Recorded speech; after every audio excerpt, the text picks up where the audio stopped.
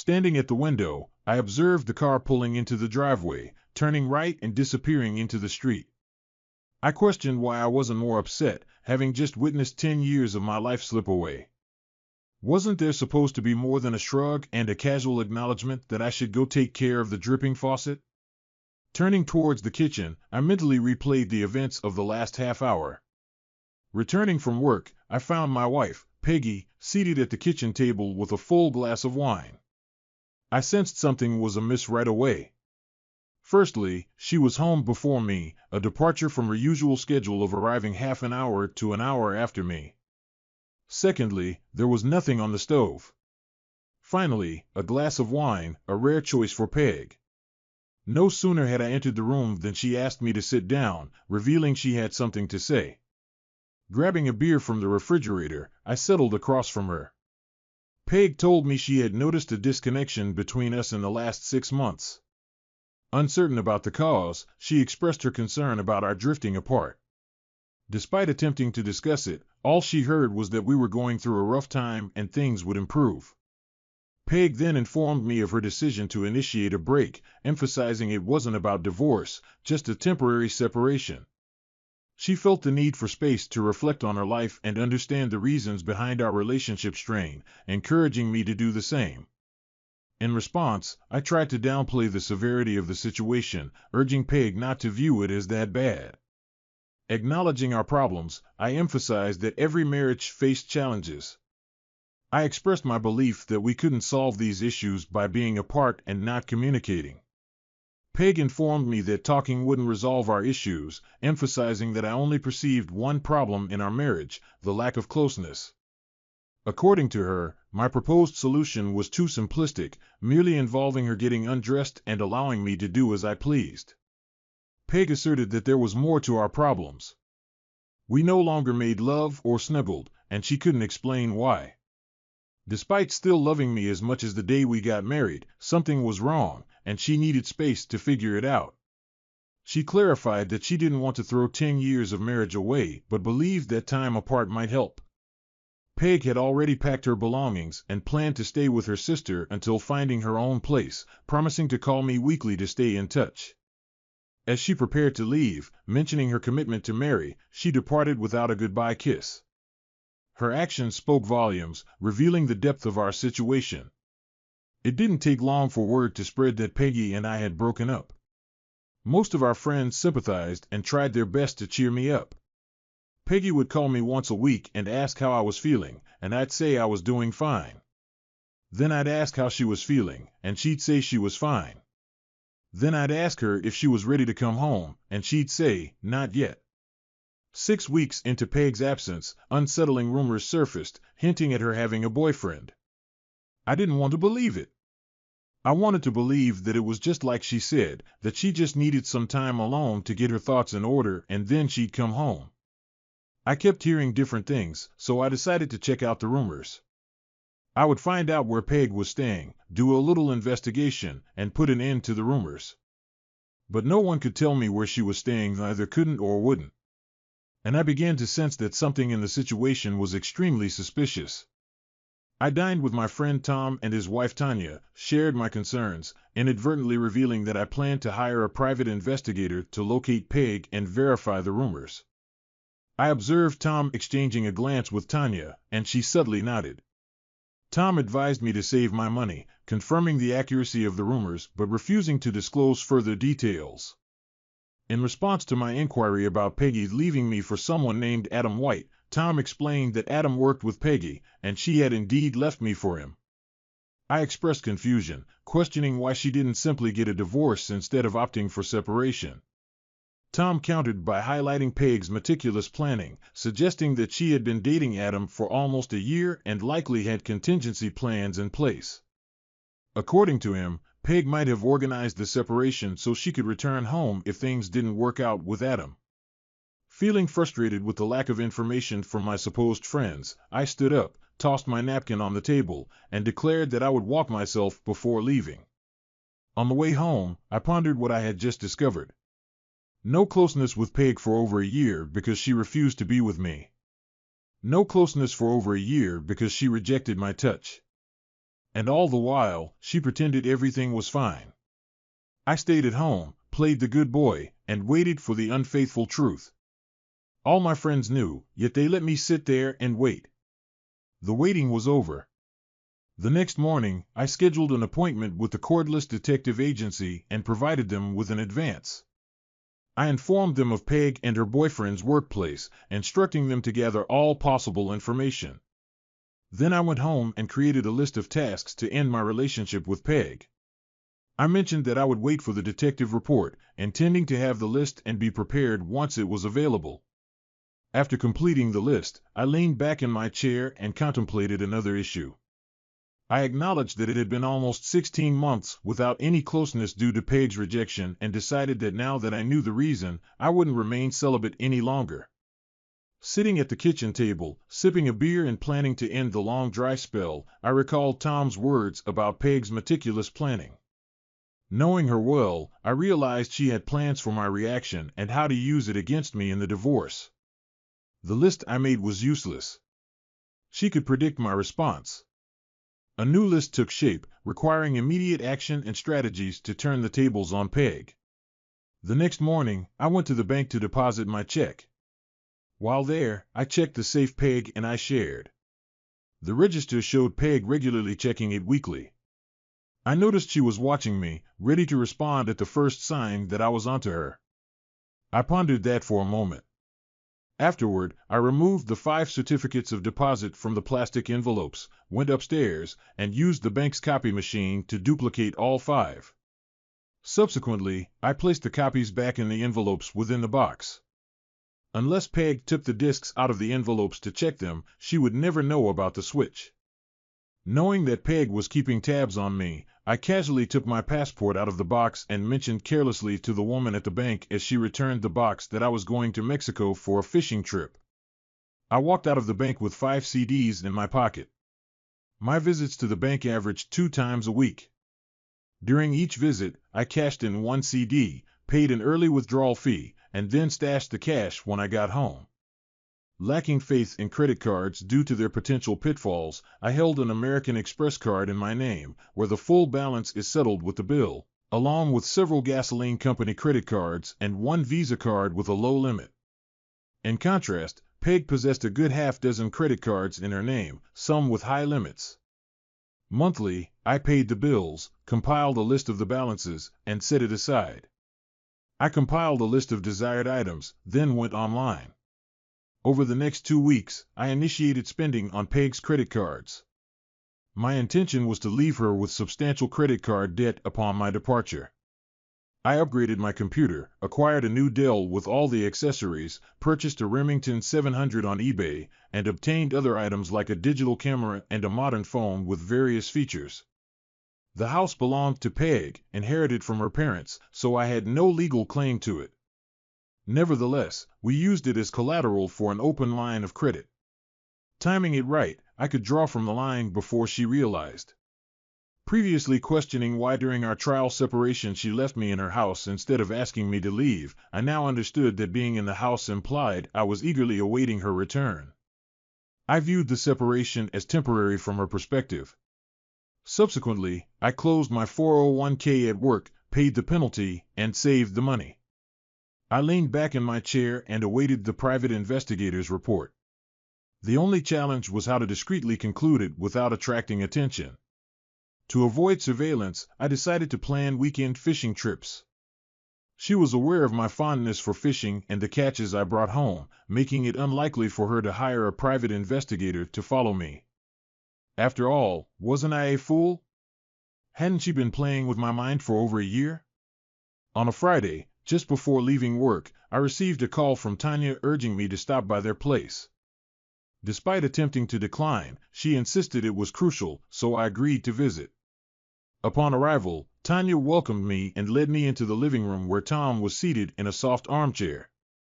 He stood up, extended his hand for a shake, and motioned for me to relax while he fetched a beer. Tom informed me that Tanya needed to talk to me, assuring me that he agreed completely with what she was going to say. After he left for the kitchen, Tanya indicated that I would need some beer. When Tom returned, he handed me a Bud Light, mentioned that he had things to do and wouldn't be back until midnight, and then left through the front door. With the door closing as the signal, Tanya began to speak. She acknowledged that I overheard their conversation the night I ran away from them, expressing regret for any hurt caused. Tanya explained that they genuinely liked me and didn't intend to hurt me. Complicating matters, she revealed that she and Peg were also friends. Tanya admitted they hoped Peg would return home to me, acknowledging my love for her. They had kept quiet, believing that if we were together again, forgiveness and forgetting wouldn't be an issue. Tanya considered this their apology and revealed it was only part of the reason they wanted me to stop by. Knowing my character, Tanya stated that they believed I wouldn't cheat on my wife, comparing it to my aversion to robbing a bank. Then she caught me off guard with a question about the duration since I last had closeness. I observed her attire for the first time, a deep-cut blouse showing ample cleavage, a short skirt, and high heels revealing attractive legs. Despite our friendship, I couldn't help but be physically affected. Remembering Tom's earlier comment, I began to suspect where the conversation was heading. In a subdued tone, I disclosed that it had been a year and a half. Tanya leaned toward me, and as she hoarsely expressed her desire to change that, I couldn't help but notice her provocative attire. I explained to Tanya that I couldn't proceed with the suggested arrangement, considering Tom's friendship. As I attempted to stand up, she firmly grabbed my arm and pulled me back down. Tanya reassured me that Tom was aware of the situation and had left to provide us with privacy. She clarified that it wasn't a pity or mercy gesture, but rather a decision they had been discussing for months. Tanya explained that Tom was infertile and they wanted a baby, expressing the hope that I could help them while they assisted me. Stunned, I sat there in a daze, trying to comprehend her proposal. When I finally found my voice, I expressed confusion, questioning why they had chosen me. Tanya emphasized their desire for a known donor who would be involved in the child's life, suggesting that I would play the role of the godfather, always there for the baby like an uncle. I struggled to grasp the logic of her proposition, but Tanya insisted that they had thought it through. She presented scenarios where I might be needed either for emotional support or even as a potential organ donor in critical situations. Tanya asserted that they wanted me to be part of their family. Despite my reservations, she shifted the conversation, questioning whether I found her attractive. Tanya squeezed the lump in my pants, interpreting it as a positive reaction. She then knelt down, unzipped my pants, and explained the advantages of being the father of her child, highlighting the need for frequent lovemaking to ensure pregnancy. Tanya assured me that she wouldn't limit our encounters to her most fertile days and suggested that we proceed to the bedroom for what she referred to as serious procreation. After kissing Tanya once more, I prepared to leave. As she escorted me to the door, she expressed gratitude for what had just transpired. Tanya mentioned her desire to continue such encounters daily until she became pregnant. However, she acknowledged that Tom was accustomed to more frequent closeness, about 3 or 4 times a week. Despite Tom being fine with us seeing each other, she didn't want to offend him. Tanya requested that I call her the next day to make plans for the future. All the way home, I thought about what had just happened. As I pulled into the driveway, it occurred to me that if Peg was watching me, she would find out about my visits to Tom and Tanya and notice that Tom had left and I had stayed a few more hours. The next morning, I called Tanya and explained my thoughts to her, but she told me not to worry because Tom had not left. He had gone down to his basement workshop and stayed there until I left. This information got me thinking. It was one thing to make love to Tanya when Tom was gone, but could I do it if I knew he was in the house? Tanya must have known what I was thinking because she said, "Don't worry, Rob, everything will be fine, I promise." That same day, I got a call from Tom, inviting me to have a drink with him after work. It was a bit awkward. Try sitting down with a guy you've known for 20 years, who's a good friend, and whose wife you just had a consensual night with. He must have known what I was thinking, so he got right to the point. Tom acknowledged the awkwardness of the situation and expressed the need to discuss it. He affirmed his complete agreement with what had transpired between Tanya and me. Tom disclosed that Tanya hadn't revealed the full truth and admitted that he was impotent, unable to engage in intimate activity for over a year. He explained that Tanya's passionate behavior the previous night was an attempt to compensate for his inability, and her concern for not wanting to hurt him was a cover for the truth. Tom contrasted Tanya's consideration for his feelings with Peg's selfishness, noting how Tanya put him first even in challenging circumstances. Tom shared that Tanya's sensuality was a challenge for him, and despite her efforts to cope, she was inevitably going to seek satisfaction elsewhere. He understood her love for him, but recognized the impossibility of maintaining their relationship if she were to cheat behind his back. Tom revealed the dilemma he faced. While he could comprehend the reasons for potential infidelity, he couldn't tolerate the dishonesty that would come with it. Tom said that the only solution, as far as he could see, was to handle it openly. However, Tanya wasn't the type to agree to take a lover openly while he sat in the living room. She could probably do it with a stranger in a motel room, but not with him around. They needed someone steady, someone we both loved and felt comfortable with. After considering various candidates and not reaching an agreement, they kept coming back to me. There was concern that if they started with me and Peg came back, it would stop and they would have to start over. Tom expressed confidence that Peg would eventually return, given that everyone who knew Adam White considered him an unpleasant person. He believed Peg would realize that soon enough and come back to me, convinced that I was oblivious to her actions. I chuckled because Tom seemed to understand me well. The prolonged separation made me sense that something was wrong, and now I knew it. According to Tom, Peg was history, even if she didn't know it yet.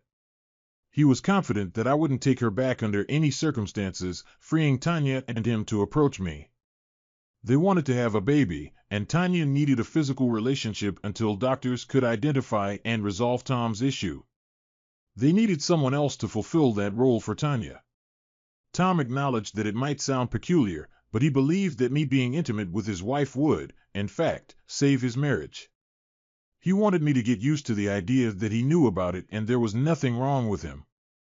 I was left speechless, finding the situation so unusual that it was difficult to comprehend. Tom, after staring into his glass, turned his gaze to me and expressed his emotional struggle, sharing that the inability to satisfy his wife was deeply painful for him. He emphasized the devastating impact it would have on him if he were to lose her and earnestly asked for my assistance. Acknowledging the difficulty of the situation, after a brief pause, I nodded in agreement. On Sunday, I invited Tom, Tanya, and 3 other couples over for a barbecue. When the other couples left, Tom went into the study and played on my computer while Tanya and I went upstairs to my bedroom. By the time I had undressed, Tanya was lying on the bed with her legs spread wide and begging me to hurry up. After spending an hour together, Tanya glanced at me and commented that Peg had managed to escape consequences for her actions, expressing her disbelief and suggesting that Peg must be either crazy or stupid. I could sense that Tom understood Tanya's sensuality. Before parting ways, Tanya reluctantly distanced herself from me a 3rd time. I then accompanied both Tanya and Tom to the car, where Tom shook my hand and Tanya kissed me on the cheek. We all concurred that the day had been a success and discussed the possibility of repeating the experience soon. To an outsider, our conversation would have appeared to be about a barbecue. Monday afternoon, I met with John Abbott of the Cordless Agency. Handing me the report, he said, "Every time I do one of these things, I hope it's just a misunderstanding and that nothing is going on, but there's no doubt about it here. Your fee also covers our appearance in court on your behalf if what you decide to do goes to trial." I shook his hand, walked out of his office, and on the way home, I wasn't at all as pissed off as I thought I would be, probably because I had already accepted that it was true. By the time I got the report, I had it all sorted out in my mind. What am I going to do about this situation? Nothing that I hadn't already done. The only thing I had to do was to get the line of credit in place in time so that Peg wouldn't find out about it until it was too late. I'll meet with a lawyer and get the paperwork done, but I won't file it until I'm ready. For the next 5 weeks, we met with Tom and Tanya 3 or 4 times a week, either at their place or mine. They started a rumor that I was going through a rough patch and that they were spending time with me, trying to cheer me up. Peg called me every week, but I stopped asking how she was feeling and when she was coming home. Finally, I'd had enough. I wrote checks on the line of credit, and as soon as they ran out, I found an apartment, moved out of the house, and served Peg with divorce papers. Instead of infidelity, they cited irreconcilable differences. I did this so that Peg wouldn't know I knew about White. She'll see it as my way of encouraging her to decide to come home. She'll call me, write some nonsense about me overreacting, and then probably suggest we meet somewhere for drinks and dinner where she'll try to calm me down and talk some sense into me. I'll agree to meet her, listen to her, and then tell her I'll think about it. That will give me a few days to clear my line of credit and clear my checking and savings accounts. It went exactly as I had envisioned. First, she called me and told me I was being unreasonable, that there was no need to get lawyers involved. I told her I was tired of the neither fish nor fowl situation. You don't want to be with me, so it's time for me to accept that and move on. I agreed to meet her at Angelo's. It was the first time I'd seen her since she left me, and she looked good. I would miss her. Thunderstrike me, I really do, because it was obvious to me that I still loved her. But even if she came back to me, I knew I could never live with her again. But I didn't tell her that. Instead, I sat there and listened to her feed me a line of bullshit. She's been seeing a shrink, and that shrink has been helping Peg understand blah blah blah. Peg is making good progress, and all she needs is a little more time. I know this is hard for you, baby, but it's hard for me too. Please, baby, just give me a little more time. I said I would think about it and let her know.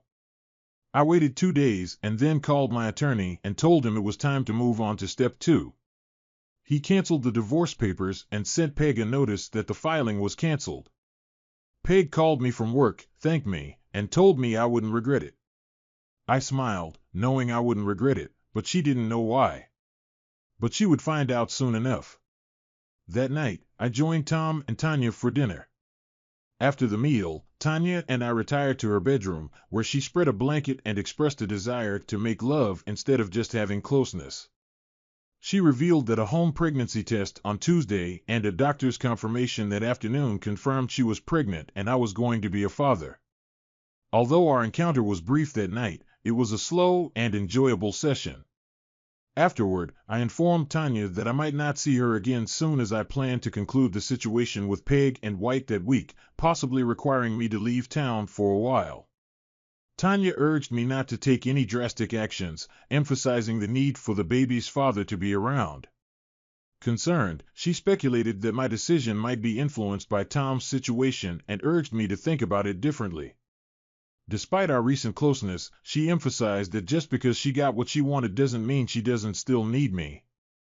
The next day, Adam White, a member of the Fraternal Order of Eagles, attended the meeting and left in good spirits after discussing potential opportunities for advancement within the organization with influential members. In an equally good mood, he got out of the car in the parking lot of his house, locked the car door, turned around, and felt a blinding pain before everything around him went black. He was found by a neighbor who called paramedics, and the paramedics who responded to the call took him to the emergency room at the hospital, where it was discovered that both of his arms and both of his legs were broken, and his genitals were damaged so severely that both of his testicles had to be removed. He was in great pain when he opened his eyes and saw that he was in a hospital room and found that he could not move. He had plaster casts on his arms and legs and was in traction. He saw Peggy standing next to his bed with a look of horror on her face before he passed out again. I wasn't present, but I received a detailed account of the events. A man entered the room, approached Peg, who stood near the bed, and glanced at White. The man inquired if she was Margaret Olson, and upon her affirmative response, he handed her legal documents, informing her that she had been served. Opening the envelope, Peg discovered that she was being sued for divorce, citing infidelity as the grounds. As she read the word infidelity and observed the state of White on the bed in front of her, her face turned pale and fear overcame her expression. Realizing the implications, she exclaimed, "Oh, my God," before sitting down in a chair and breaking into tears. The police inquired about my whereabouts that night. It transpired that I was engaged in a poker game commencing an hour before the Eagles meeting, extending for an additional hour after White entered the hospital. Peg inadvertently provided an alibi, funding it without awareness. While the guys were willing to assist for free, I utilized Peg's credit as a gesture of gratitude. The Home Shopping Network obtained her Visa card number for the digital cameras gifted to Bill and Steve. eBay utilized her MasterCard for the laptop given to Mike, the 19-inch flat-panel monitor for Phil, and even covered the cost of the aluminum baseball bat. I embarked on a 2-month vacation. Once the police were convinced of my innocence and White's misfortune, I ventured to Mexico for a fishing trip. Before departing, I instructed my lawyer not to press for a divorce, maintaining the status quo. I intended to stay married yet distance myself from Peg unless she resisted. Weekly calls to Tom and Tanya revealed Peg's return home. True love seemed absent in Peg and White's equation, as she never reconciled with him after being served next to his hospital bed. With credit card bills arriving, Peg discovered empty savings and checking accounts, a tied-up line of credit, and fake CDs in the safe deposit box. Desperate to find me, she learned from my boss, who led her to believe I left abruptly without notice. Upon demanding an appointment with my attorney, Peg discovered I had severed ties. The divorce proceedings settled his fees, and he no longer represented me. Peg had no alternative. For months post my fishing departure, she declared bankruptcy, losing her house and trading her Lexus for a used Geo. Upon my return from Mexico, I rented an apartment across town, avoiding places where she might spot me.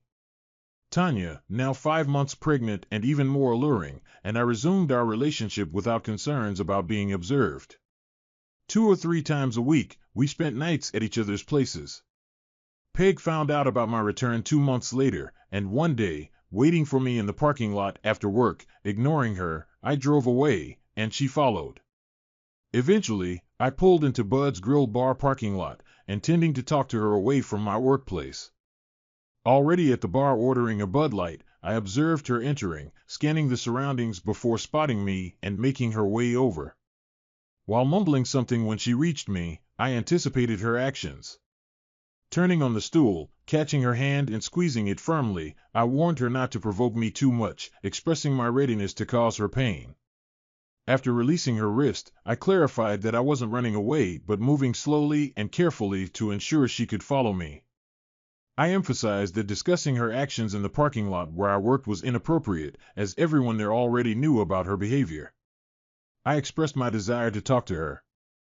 Peg insisted she didn't want to talk, demanding her money back. I questioned her about the money, asserting that she owed me for the house and that half of everything else was rightfully mine. I refused to give it to her, justifying my stance as compensation for the pain, suffering, and loss of marital rights I endured. I recounted the 1.5 years of abstinence while she was involved with someone else, highlighting the humiliation I faced as people viewed me as a deceived husband. I accused her of making me lose my parents' house, expressing frustration and resentment. I confronted Peg, expressing skepticism about the significance of the shared assets given her decision to live with another man. When she demanded money, I firmly rejected her request, asserting that she had attempted to manipulate me, got caught, and faced the consequences. I informed her that the court would determine the division of property, but she wouldn't receive any money from me. I outlined a strategy for the legal proceedings, explaining that once she sued, I would countersue. I emphasized the ability of a skilled lawyer to prolong the case for 6 to 8 months, during which she would be paying her attorney. I questioned her financial ability to sustain legal fees without gaining anything. I claimed to possess sufficient evidence to defend my case in court, warning her that if I won, she would suffer the consequences. In a worst-case scenario for me, I described a scenario where I would agree to divide the assets but subsequently evade payment. I highlighted the impracticality of retrieving money from me, as I had no savings or checking accounts, a leased car, and lived in a furnished apartment. I underscored that the only recourse Peg and her lawyer would have with the judgment was to garnish my paycheck. However, I warned that if my paycheck was garnished, I would lose my job, leaving her with minimal financial gain after spending years on attorney fees. All that's left is to return to the judge and face the possibility of jail for contempt of court if I refuse to comply. I informed Peg that she could expect only a postcard from a small fishing village in Mexico, where I would reside until my funds ran out. I acknowledged that thanks to her, I now had something else. I urged Peg to come to terms with the fact that she had manipulated me, been caught, and faced retaliation. I suggested she consider herself fortunate, especially when reflecting on the fate of her boyfriend. I emphasized that she could still be intimate with anyone, unlike her boyfriend who had lost his masculinity and could never be with another man's wife. When Peg accused me of having a hand in what happened to Adam, I pointed out the difference between perception and proof. I questioned her about the progress of her novel, noting that she hadn't seen Adam since the first day he was in the hospital. In response to her assertion that I took away the only thing he had, I sarcastically acknowledged his well-endowed nature and prowess as a lover. I suggested that if I had known she would eventually come back to me, the entire situation could have been avoided. I ended the conversation with a tone of regret, musing about the potential for a more joyful life if we had communicated better. Peg responded with irritation, labeling me a prick, to which I retorted that she was a worthless phony. I finished my beer, stood up, saying, "Bless you," and walked out of the bar. 3 days later, I received divorce papers citing irreconcilable differences. I made no objection, and she received half of the marital assets with an order for me to repay the borrowed money. I wished her luck and discarded the final decree. She must have believed my predictions because I never heard from her again. One interesting outcome emerged from this chaos. Everyone agreed White was a prick. Even pricks can have a friend or two, and one of them was Peggy's boss. He disliked how she treated White after his misfortune, so he let her go. Well, not exactly fired. The recession necessitated downsizing, and Peggy was downsized, though everyone knew she was fired. Unable to find work locally, she moved to California where she had relatives. No one, not even her sister, has heard from her since. Plus, there is one more chapter to this story. It was a sad ending, but at the same time a glorious beginning. Tanya gave birth to a beautiful baby girl, and Tom adored and spoiled her. Uncle Rob became a regular visitor, spending countless hours with little Martha. Tom never revealed the full story to Tanya and me. He knew the cause of his erectile dysfunction but kept it hidden even from Tanya. Cancer went untreated and spread. After his funeral, Tanya handed me an envelope. On it was written, "For Rob only." I looked at her, and she shrugged, saying, "I have no idea, it's addressed to you, so I don't know what's inside." I opened it and read, "Hey buddy, if you're reading this, I'm leaving. There was a reason I chose you. Yes, it was me, not Tanya, to be the father of our child. I knew I wouldn't be there for them, and I wanted someone I could trust to watch over them. I knew I could count on you. Don't let me down, brother. Take care of our girls." I held out the letter to Tanya, and she read it and cried. I hugged her for comfort, and she asked me what I was going to do. I would do exactly what he suggested, take care of my girls. 6 months later, Tanya and I got married.